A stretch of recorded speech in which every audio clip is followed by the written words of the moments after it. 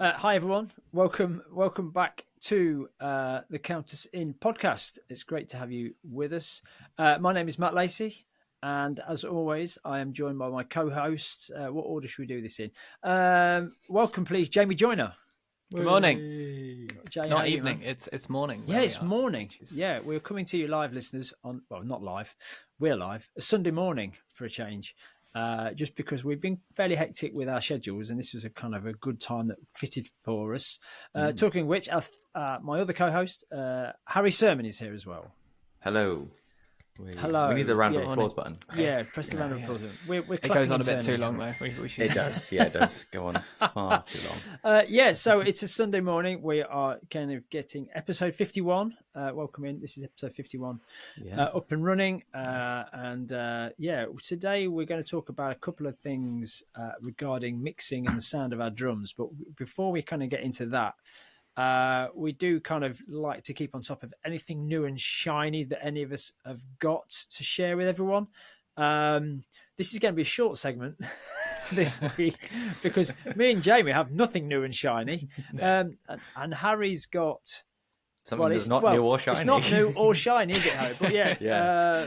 So we're really pushing the boundaries of this segment, I think. But what have you gained in the last since we last spoke, Harry? I've gained. Gained's a bit of a strong word, I think, but I've acquired. Don't say acquired. It sounds like you stole it. Yeah, well, yeah. Found it. I didn't steal it. I wish I did for the price. Bloody hell. I've got some more parts for the 60s Gretsch that I'm putting together that are, again, not new, not shiny. What they'd be about about 60 years old, 60 plus years old probably. So they are legitimately of vintage. They are 60s parts. Wow. For the audio viewers, there's the internal muffler that, again, not new, not shiny. For the YouTube watchers. Yeah, for the YouTube watchers. Slowly putting that thing together. Yeah. I thought I could maybe kind of cheat the system and get a load of sort of new parts, but I can't because they won't fit. So without re-drilling holes and shells and stuff like that, I've had to. Luckily, those parts are from the guy that I bought the shell off, and he kind of cut me a bit of a deal and kind of put them together. He had them listed individually, got the 8 lugs and screws and the internal muffler, and he kind of put them together and kind of shipped them all together for me, which was very appreciated. So not nearly done. Just need hoops. Going to go for die-cast hoops, kind of the era.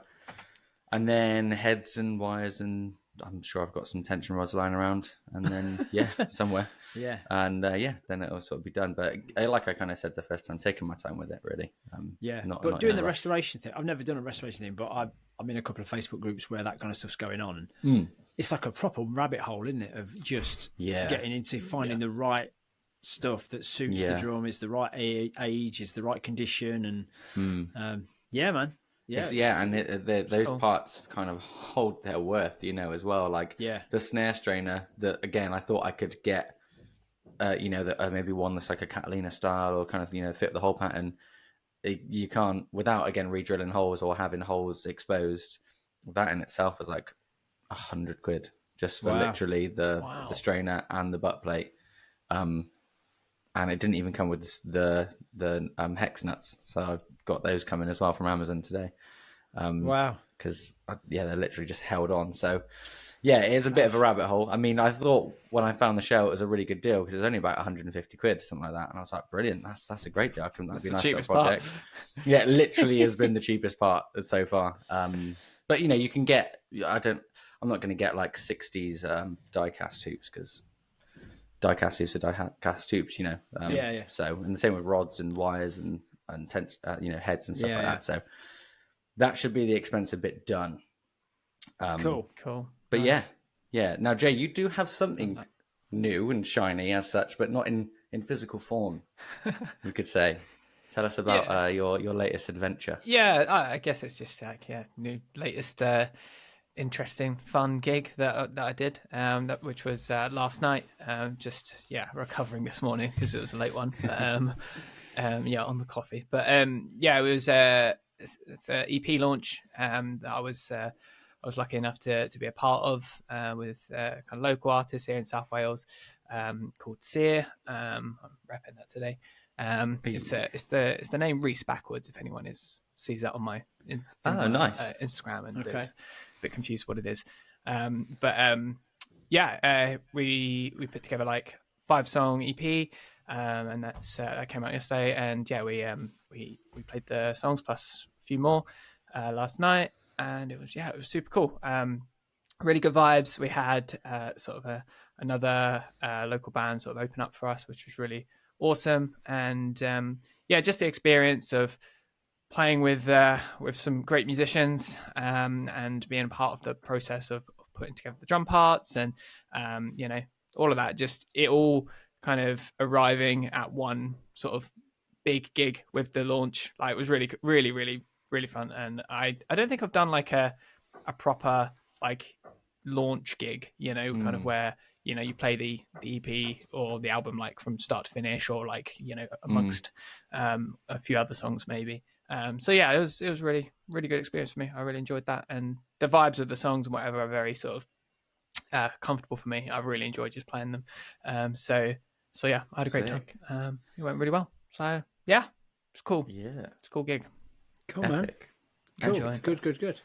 Nice one. We're looking forward to. Is this stuff? Yeah, is that EP out now? It's on Spotify, isn't it? Yeah, it's on Spotify. It came out yesterday. And it's all kind of like I recorded the drums at a French studio on a Sunday afternoon, kind of it's all been mixed by Lewis, who's like kind of the artist, and sort of produced by him. So yeah, he's done an incredible job. And kind of lots of different people have got their hands on it at various points, but he's amazing, and it sounds really cool, and love the finished product. So yeah, go check it out. It's here on Spotify, and I'm sure there'll be some more to come. Be great. Great, man. Good. Cheers.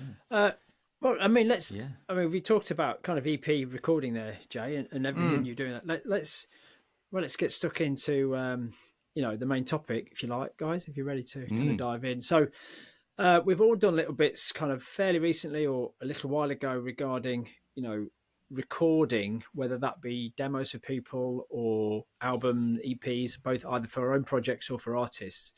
So I thought we were going to talk about getting our sound down in terms of and the process of getting what we want our drums to sound like in a recorded instance, and the process behind that, and how kind of hands-on we've been with that, and how involved we are with the mix, with the miking, or what we've been doing to kind of be happy with the sound at the end of it. Because I mean, most of the time we are playing live, aren't we? We're gigging in a live situation. We've got the mix in our in-ears, and we've got a little idea of what our kit sounds like out front. I do remember a story, actually. I think it was Jeff Hamilton said, a jazz drummer. He went to see someone play. I can't remember who it was. It was one of the greats. And he said, he loved his cymbal sound. He was talking to him at the break, and he said, go and have a sit on and play them. And he played them, sat on the bandstand, and they sounded completely different. And he said, I hated the sound of the cymbals at the kit, but out front, they sounded great. Yeah. So we're always kind of thinking about how we sound and what our mix and the levels are like in a live situation. But we have far more time to think about that when we're doing recording and the kind of processes that go into that. So, I mean, I'll open it out, guys. Harry, you've done stuff. I think it's similar to me. You recorded a little while ago, but it took a little time for the EP or the album to come out, didn't it? So, what's your process? If you're talking about our own projects, how close have you been, guys, to the kind of the output of what your kit's sounding like, or the soundscape you've gone for, and the overall sound within the mix of the band? How's that all panned out for you guys? Yeah, it's a long conversation. Yeah, I found a very long conversation. To talk about the project that you just mentioned there, Matt, is the second, actually third Digsby release that is coming. It's not done yet. I recorded the drums last January, January 2024. I went and did 4 of the songs by myself, and then we cut the other 2 songs live as a trio, and then did everything else on top. And the person that engineered and is mixing the record have a lot of experience with. He's a very good friend and has done a lot of stuff that I've done previously, so he knows me in terms of my drumming and my sound and sort of how I play and kind of what I like and what I kind of don't like. And we had some discussions, kind of prior to getting in the studio, whilst we're setting up things, because you can kind of tune the kit and kind of put what you want on it, but you need to make sure, of course, that the way that the mics are set up and placed are also capturing the sound the right way. And there was a conversation about one song in particular where I wanted to use my little 14-inch kick and my 12-inch snare and have a really small, tight, close sound. And then in the second half of the song where it really picks up, go to the full kit. And then in the outro, it goes back. So kind of, basically have 2 kits. And I was like, and he was like, we could do, but we can also get that same effect on that kit with the mics and kind of not necessarily, I don't really like the term like fix it in the mix sort of kind of thing, but we can basically adjust the microphones and what we're using and what we're not using and mixing and compression EQ wise and basically get that. We wouldn't need to have a smaller drum necessarily to do that. So yeah, I think had we not talked about that before and I'd gone, once we got the first mix back and be like, oh, by the way, this is what I'm thinking, it would be like, well, it's too late now, once you've kind of recorded the track and that, the microphones are placed where they are, then you kind of can't do anything about it, so yeah, there's a lot of that, That is a different, that whole mindset though of kind of, if we're playing that live, you need that organic, you need a 14-inch kick and you need the 12-inch snare and you're playing the things that are going to sound but you don't necessarily, you're not after that, let's call it that organic sound in the studio, are you? There's far more tools at your disposal, but you've got options, haven't you? Yeah. And overdoing stuff and exactly, mixing between kits and snares and exactly. In the second half of the song, it changes to a sort of low fat snare and kind of kind of rides with that. But live, I just play the whole song on the fat snare, and it sounds great. I think it sounds just as good. But I kind of had like a sound and a sort of vision in my head of what I wanted that part of the song to sound like. So, that's kind of where that has come from. But then, kind of, aside from the standards of like switching out snares, tuning the kit differently, switching out cymbals and so on. Yeah, it's been a very sort of hands-on process. We were literally just mixing yesterday, and we were looking at like the EQ on the snare, and we talked a little bit about the kick and kind of like beefing it out, but not making it like taking up too much space, if that makes sense. So kind of less attack, but a bit more fullness and body to it. So we kind of adjusted things like that, and then that kind of changed the dynamic in a way of the rest of the song because it kind of made things pop out in a different way. So I've definitely, I like to be very hands-on, especially in that sort of situation. It's like I'm in the band, I'm contributing in that sort of way. I've got a kind of ear for that stuff. I kind of, especially with the songwriter Joe, kind of we kind of discuss like production sort of stuff and sound and referencing songs, and I really like the way the guitar in this song sounds and kind of that whole thing. But then there's other projects where I've done where the other band members are like actual producers. I've recorded a song like I can't remember what it was. I think it was like September, October, whatever. And it's not done yet, but I know already I'm totally happy to just let them do their thing and maybe interject with maybe some opinions, but not going to be nowhere near as hands-on with it because I know that their knowledge far outweighs what I, my kind of input will probably just be creative sort of things of I'd like a little bit more this or that, whereas I know that they're definitely going to be they're going to have the answers, and they're going to, like you said, I think before we start recording, like I trust them that they can just do what they're going to do, whereas it's not that I don't trust Lewis at all. Like I feel like I can have a much more open conversation, and we can discuss things, and he can kind of translate that and then kind of put that through into the mix, if that makes sense.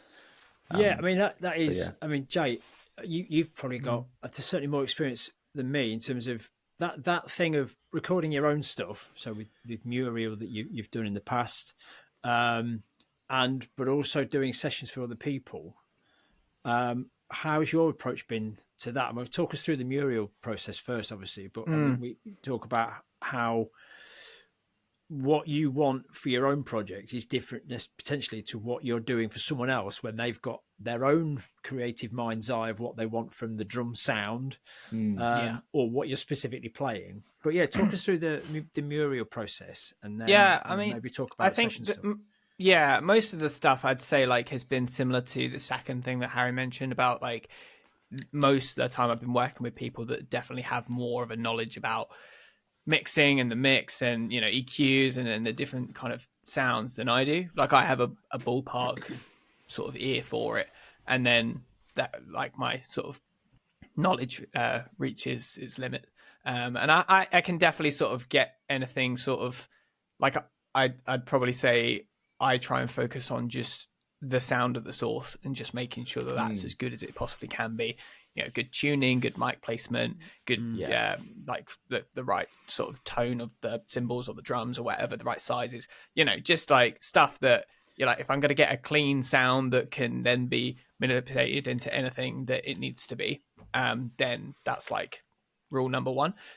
So I think that if people can get that like as a base, then, you know, you can kind of then, again, it's similar to what Harry's saying. It's like you don't want to have to like fix it later, but if you kind of give like the pure sound of like, this is a good sounding snare, and if you want to kind of tweak it a little bit to make the sort of vibe of the music or whatever, particularly if you are working with an artist that has a certain sound or a certain vibe, like you might not have a lot of say about, you know, whether it should be, you know, kind of EQ'd a certain way, or if you're going to have like, the size of the drum or anything like that. Like you've got to just kind of go with whatever it is that they want. So I think that most of the stuff I've done has been for someone else and they have the final say.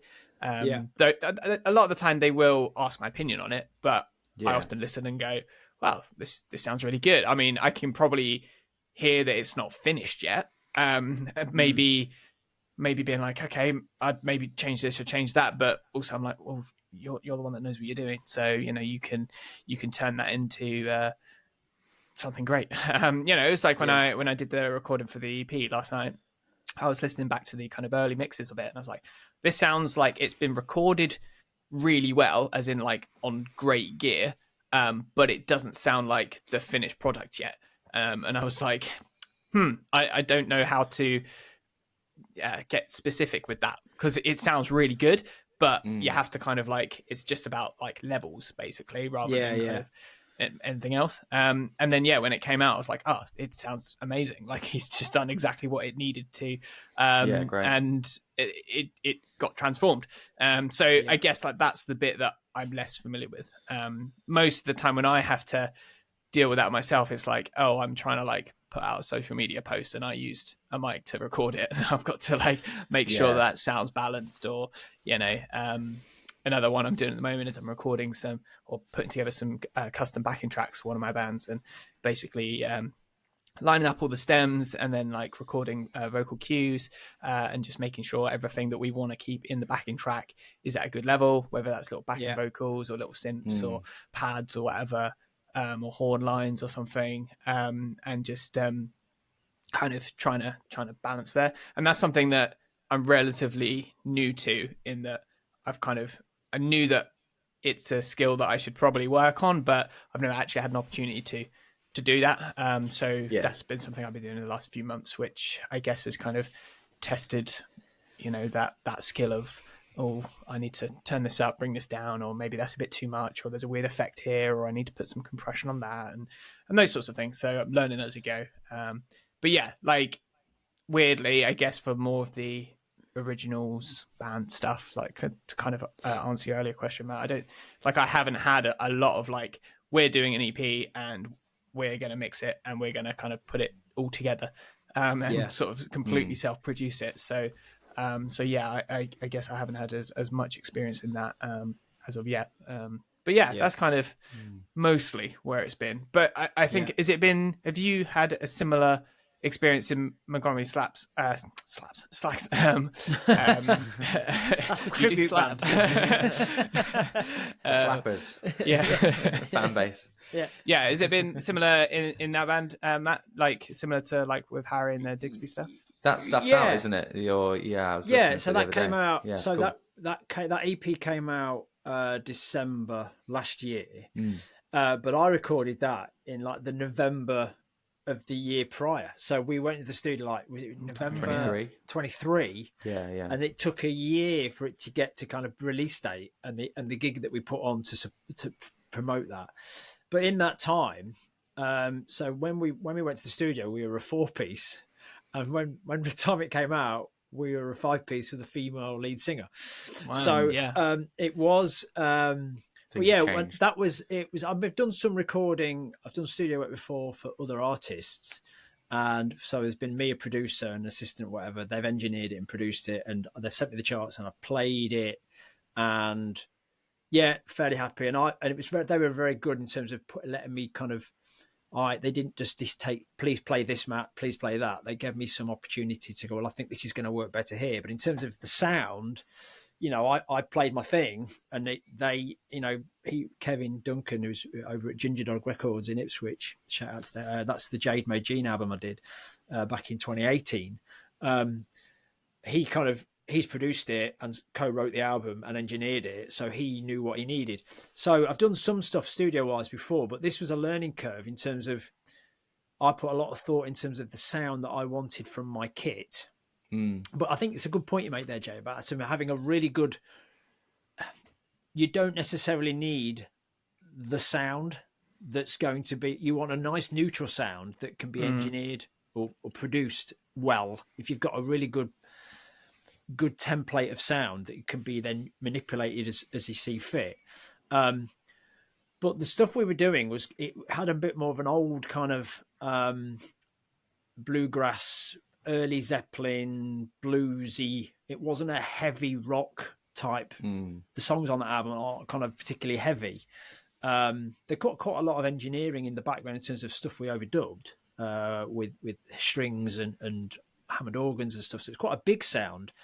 But I changed all the heads on my kit for a thinner, more kind of, I guess more like a more vintage, uncluttered sound. I wanted a drier snare sound that wasn't very heavy and very quote unquote produced, quite thin. I changed a few cymbal choices, certainly ride cymbals. I used everything from my Sabian HH. I then used a Istanbul Agop 22 ride on there. And then I used my Istanbul Agop 21 as well, which is a more modern cymbal. The other Istanbul was a 30th anniversary. So because I thought, well, this has got it kind of a more of an old school vintage vibe to it. So I wanted to put that kind of stamp on it all. So we had an engineer on the day when we recorded it, and then we self-produced. We'd all be in a room together. We met at someone's house, and we either played it through a big telly or big speakers.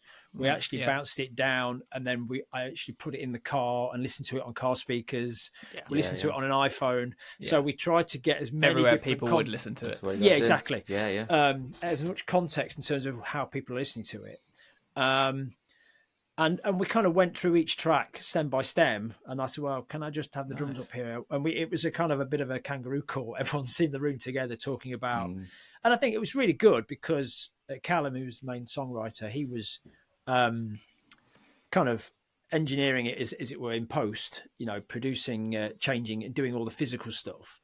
And everyone was able to say, oh, I'm not sure what I did there, can we pull that bit out? Or so we were all had an opportunity to represent ourselves well, and then we listened to the overall mix. I said, well, I think the kick needs a little bit more thump in it here, so can we just augment that?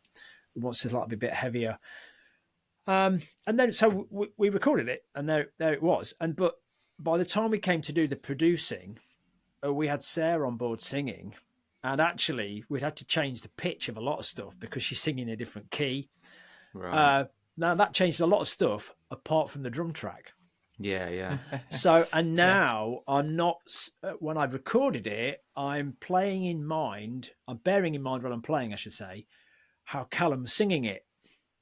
But now we've got a different singer singing in a different way. Interesting. And I think, truth be told, I did say to the band actually at last rehearsal, I probably wanted a slightly different sound out of my drums. Yeah. Would you have played differently? Play differently? Like with the two singers? Or?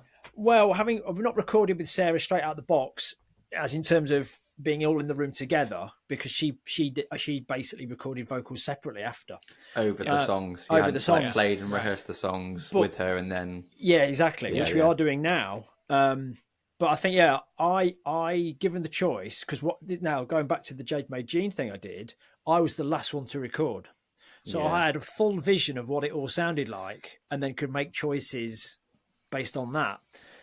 So given the choice, I'd rather do that than kind of, we'll lay the drums down and then we'll put everything on top. And I could really do with knowing what people are going to do, and what that guitar solo is going to sound like, and what the phrasing of the vocal is going to be, before I kind of decide whether to play a crash there or do a push or you want to lay the drums down first, and then then when it's done, go back and do them again. Yeah. Quite a lot of people would like to do that, but So it was long meandering answer, Jay. Sorry, but it was kind of.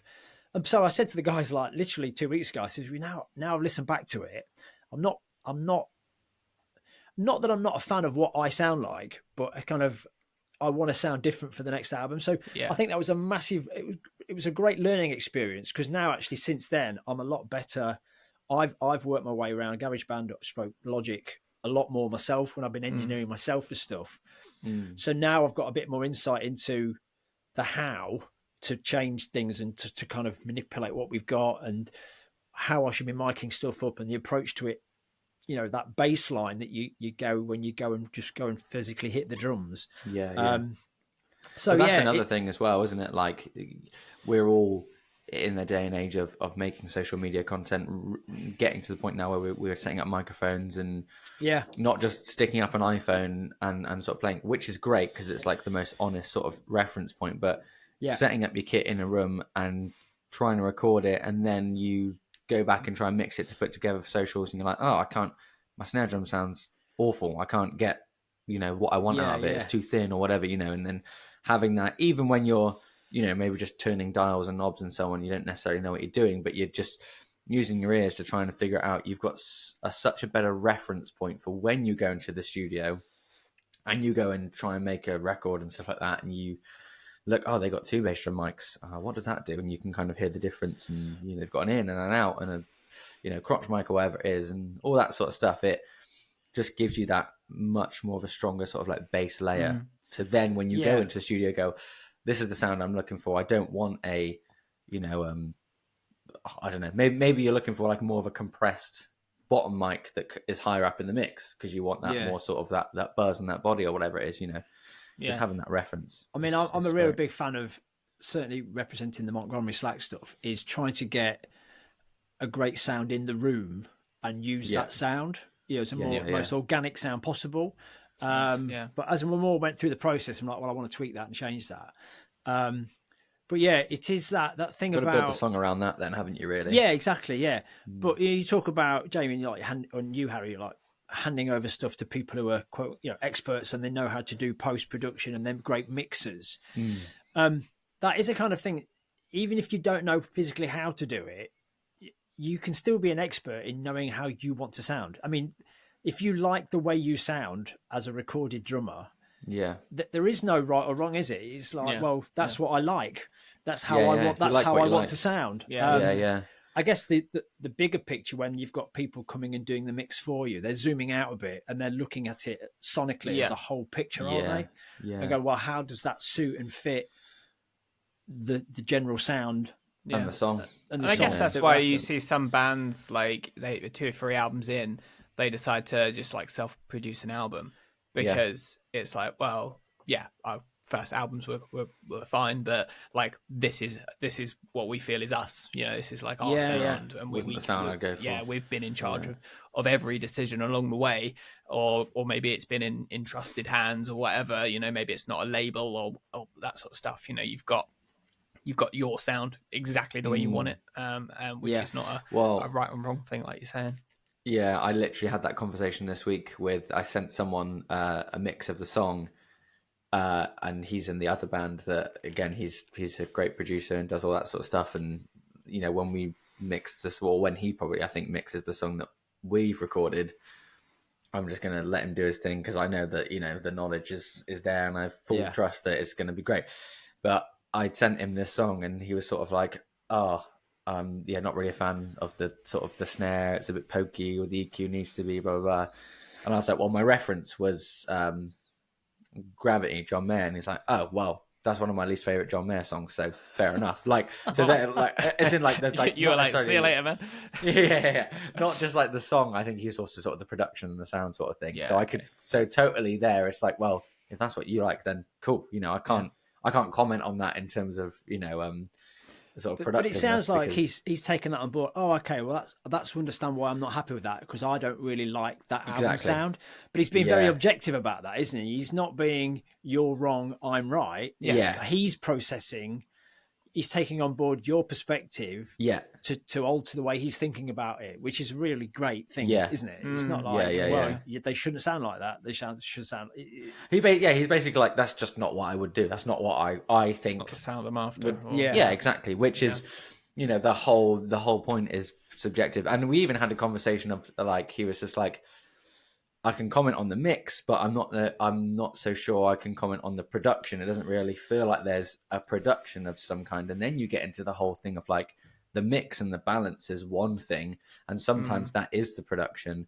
Yeah. But then production is like its own thing of like there's other songs on the record where they're definitely so much more produced because we've done a lot of production type things, you know, like layers and other things that have come in and out and effects and all that sort of stuff and produced it, quote unquote. But this song in particular is probably the most raw, honest, natural song.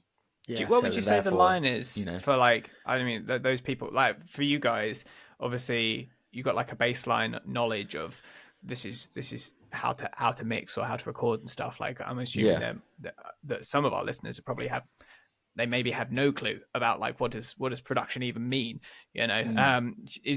Would you say there's like a specific line that you cross when you go from mixing, which I guess in my head is just like how present is something when you're listening to it, leveling, and then production being kind of the polishing and the kind of the quality of that sound, maybe. I don't know. What would you say? I mean, my opinion, and I could be wrong in terms of how I interpret those two kind of things as you just described, Jay. I think for me, the production, you're right. The mixing is the mechanics of getting the levels of what we've got to a point where everything's coming through where required. The layers of sound that we've got already. I see the production as being potentially someone looking at it slightly more creatively in terms of adding to what the mix is, either by putting in other sections or an introductory idea or more sound sources, or saying, can you do this? And potentially having feedback for the artist and says, oh, you've done that there. Can you actually not play that until X? Or having some input on the output of the artist, rather than just, you play what you want and I'll make it sound as good as possible. That's for me is how I interpret that. But again, you know, that's. I think of someone like, Rick Rubin, who's a producer, you know, extraordinaire. But as he said in an interview, we'll do the little rabbit here thing. Citizen does bugger all apparently. But again, that's my point. That's the thing. Because even he said, I love him. I love him. I've got no idea how the desk works. He says, I have people who don't play music. I don't play music, and I don't know how the desk works. But what I can hear is that's when he's giving notes to the, let's do this, let's do that, let's try that. Yeah. Hey, Mr. or Mrs. Engineer, can we mic it like this? Can we change that? Can you do that again? So he's, I would guess, the conductor. I would, if you choose that orchestra kind of metaphor, the manager in some kind of way. He's managing the overall sound rather the than ear. The magic ear. That's when I think about that, and I think I kind of, we all co-produce the Montgomery Slack stuff, but I didn't know the how. This is not me saying that I'm Rick Rubin number 2, by the way. But Leicester's own Rick Rubin. Leicester's own Rick Rubin. I don't have the beard, and I can't sit cross-legged like he does, and I wear shoes, But call me old-fashioned. I felt I was creatively, I've kind of felt more at home in that kind of production mindset of kind of, this is the overall palette. I'd like that to be more. Can we change that? Can we adjust that Hammond section? I'd like a big swell at the beginning of this. I hear the fade out being like that. So yeah, that's for me how I differentiate between the two, Jay, to answer your question. Yeah. But Harry, how about you, mate? Yeah, I've been thinking about this a lot actually over the last sort of week. I think the mixing is the balance and the level of the arrangement. Yeah. Right. Certain things jumping out, the way you EQ them, the way you compress them to a degree, I would guess, the way that it's kind of, portrayed in the song. Certain things being louder, harmonies, blah, blah, blah, blah, blah. But then I think the production is, it's almost like a director and their sort of vision of the song and the sort of visual aspect. So, for example, the 1975 George, the drummer, has produced, I think, almost all of their stuff, or at least moved to co-produce the later stuff. But if you take a song from their third album, for example, there's like an acoustic song called Surrounded by Head and Bodies, there is a lot of this. So it's basically an acoustic song. And it's like very light tapping drums. So you've got your mixing there, but I would say the production on that is the fact that you can hear someone walking around with like their feet tapping on like the wood of like creaking floors and like cables being moved and this sort of like twinkly out of time piano that's sort of just wandering around in the background as a sort of like soundscape, and how present that is in the mix. That's like a production thing, if that makes sense. That's like an artistic choice. A telephone microphone, like a telephone effect on a vocal in a pre-chorus, or I don't know, like that sort of EQ sweep. To me, that sounds like, or like, like distortion on the drums and making them sound like they're down the hallway and all that sort of stuff, and using the room mics. And then when you get into the chorus, the whole mix comes in. All that sort of stuff. To me, that is production choices. So a bit more like tonal, like changing the quality of or like adding things. I guess it's a mixture of both. Like, I know. Talking of adding things, stuff bits in, and I remember I can't remember his name, but the guy that produced Pink Floyd when they did Another Brick in the Wall. That song didn't have, when they wrote it and recorded it, it didn't have, I don't really know the song, with all the school kids sing the verse again. Pink Floyd, like, no, we're all done. And the producer's like, no, I think it needs something else in this bit. And they're like, no, we've recorded it. We're done. So the producer, he went and got all the kids and he set them up and said, these are the words, guys, sing this. And so that whole kind of school kids section in that song was the producer's input. The Pink Floyd had done, recorded and gone. But I guess that could now kind of be an arrangement that is tipping on the side of production, I guess, sort of thing. I'd say there's like, where does arrangement come into it? Because I think arrangement, especially in a live context as well, there's like a lap over there as well. But like some of the things you're describing, Matt, are the kind of stuff where I guess there's no right and wrong, but in my head, I view that more as like, oh, this is an arranging thing. You know? When parts come in, like moving things around and stuff like that. Like there's so many sides to it, isn't there? There's kind of no right or wrong. There's no rule book, with the whole thing. Like but talking about Rick Rubin as well, the person my friend Lewis, who is mixing the Digsby stuff, has been working with Andrew Sheps, who mixed Californication. Wow. And has done a lot of that sort of stuff. and we got talking yesterday about the loudness wars of like the late 90s and early 2000s, and whether you guys know this or not, but Californication is basically clipping. It audibly clips across the whole album, and literally, if you go and listen to like the bass drum clips, the guitars clip, like across the whole thing. Now, the production of Californication, to me, it sounds like just like the Chili Peppers in a room. And I think that's Rick Rubin's style, is just to bring out the sound of the band. But you could argue the clipping side of things, the loudness, is a production thing, you know. The massive room sound in Give It Away could be a production thing. But I did hear him say that they recorded that. He got them in a room. And it's they do a lot. They do a lot of their stuff in the room. You know, I love those sorts of recordings. Yeah, like I mean, Lewis was saying that he won. He was like, "Yeah, I won the loudness war with the Californication and Death Magnetic by Metallica, which he also mixed. This is just like known as the loudest album of the like late 2000s or something." That's I don't know how true that is. That's what you're saying, but yeah, clipping your guitar, you know, is that a production thing? There's one thing in the Digsby thing where we drop out just before the outro comes back in. It sort of builds and then we stop and then kind of kick back in. I would say we came up with the idea of like the guitar jack coming out and like like that, all that fun, nice, going into the next section. I would say that's a production thing. You know, it's adding all those little kind of that to me sounds like a production song thing. As such, is it? It's all that soundscape. Yeah, goes in I agree. Soundscapey kind of stuff. You could kind of see filters. You know, if you think, there's only so many words we can use. But I don't know if there's any producers or people that do this, or you know, they're probably screaming at your speakers, thinking, "What are these guys on about?" By all means, DM us. Either correct us or come on and chat about it. You know, we'd like to get perspective on it. I also got told yesterday the best way to mix the bongos, because we have bongos in the song, because we were like, let's kind of have a look at that, and I was like, I'm glad the bongos have made it in, and then we took the bongos out. But apparently, I was kind of here nor there. I kind of, you know, but apparently the best way to mix a bongo is to mute them. That's apparently the saying, which we have done. So muted the bongos. They're in there. Great. They were. As long as you get a credit for playing them, but just muted them. Yeah. Muted bongos played by Harrison. On the track. Percussion brackets. No bongos. R.I.P. No, it's. And that just kind of maybe one thing, because we talked about, maybe we've gone full circle here in terms of you mentioned it, Harry, or we talked about live.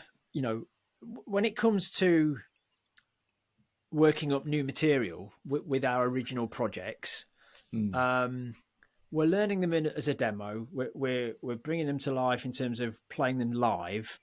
And I'm asking the question specifically. This is a process I'm going through with Montgomery Slacks now. When you come with that new material, are you thinking about, because we're inevitably going to play them live first, because most people, they do gigs before they record.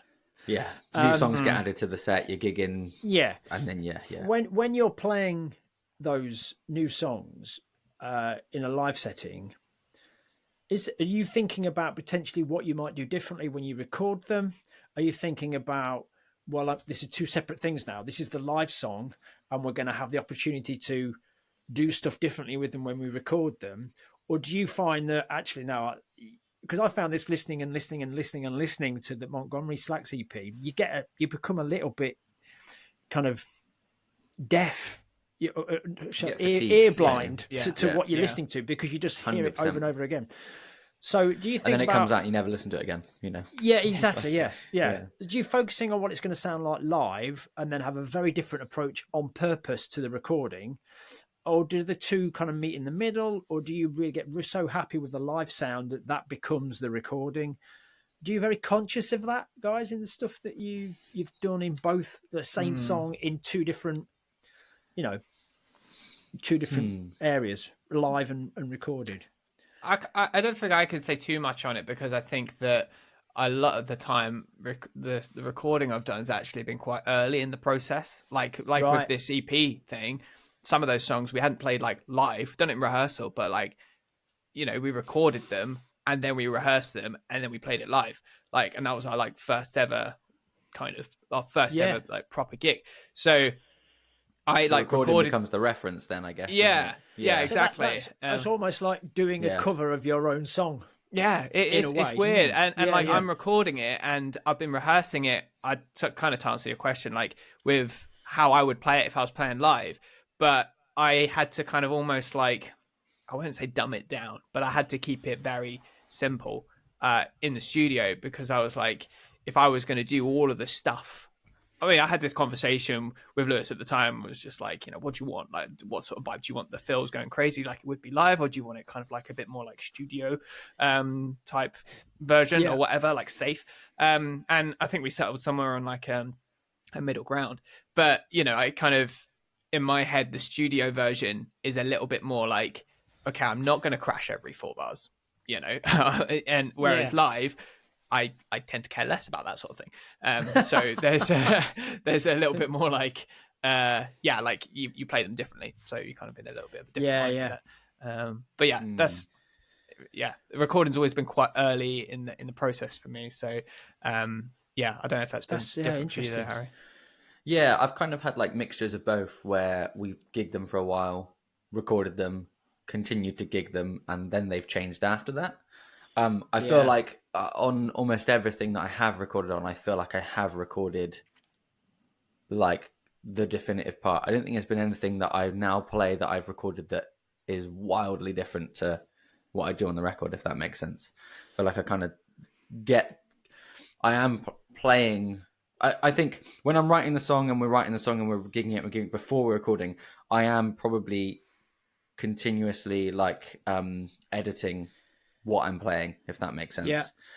Experimenting with, like you were saying, Jay, like another crash halfway through the verse, or maybe I don't do that, or maybe I do a fill here, or maybe I don't do that, or maybe the fill is too busy, whatever. And kind of starting to think about the sound as well.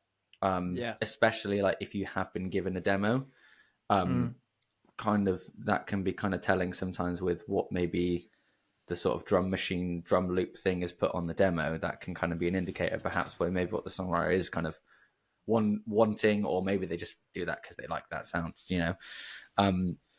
but yeah, it's kind of, I'm definitely to answer your question, I'm definitely thinking about what I'm playing and kind of self-editing, but then also to some degree sometimes I'm just kind of playing what naturally comes out. And I found that quite a lot of times in some songs, and it does depend on the song I guess, but what I end up playing the first time or the first couple of passes, kind of edit, and then you kind of come back around sometimes. You maybe try to change something and you kind of, maybe I shouldn't do this, maybe I do, and then you go back and like, actually this is the part of my instinct, what I played the first time. Yeah, exactly. What I kind of felt you definitely list a lot of parts on the new Digsby album what I just played like first time.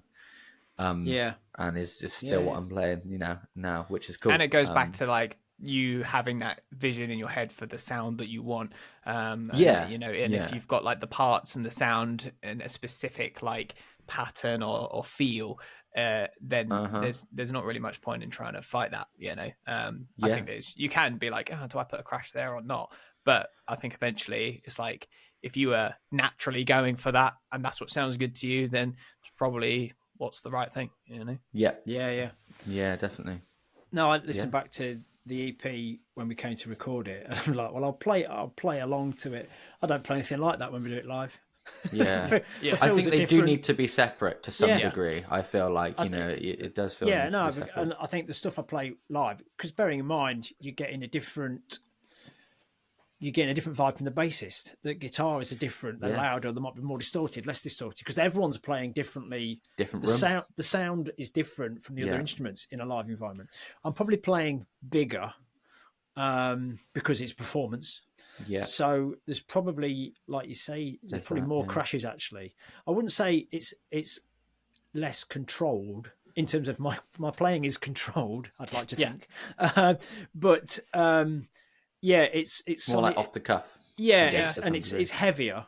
I guess like a studio thing as well, like it's you're capturing something that is like set in stone almost, like that's always going to be there. So it's like naturally, I guess you care more about everything, because like obviously you care at a gig as well when you're playing it live. Yes, but it's about energy, and it's about in the moment and all of that. And if you're playing the song and you're like, no, this, I really need to go for it for this particular fill, and maybe on the album you're just playing the same fill that you played in all the other choruses, you know. Literally had that yesterday. Yeah, with like 2 fills to the end of a song. I was like, I said out loud, I was like, I kind of wish I didn't play those fills. Like, I wish I kind of did something else. And they're like, the other guys were like, I think it sounds great. Yeah. So it's kind of like your kind of opinion, you know, like, is it going to ruin the record for me? No, not at all. You know, it's not going to be like, I can't listen to that because, you know, whatever. Yeah. But in hindsight, you're like, in hindsight, yeah.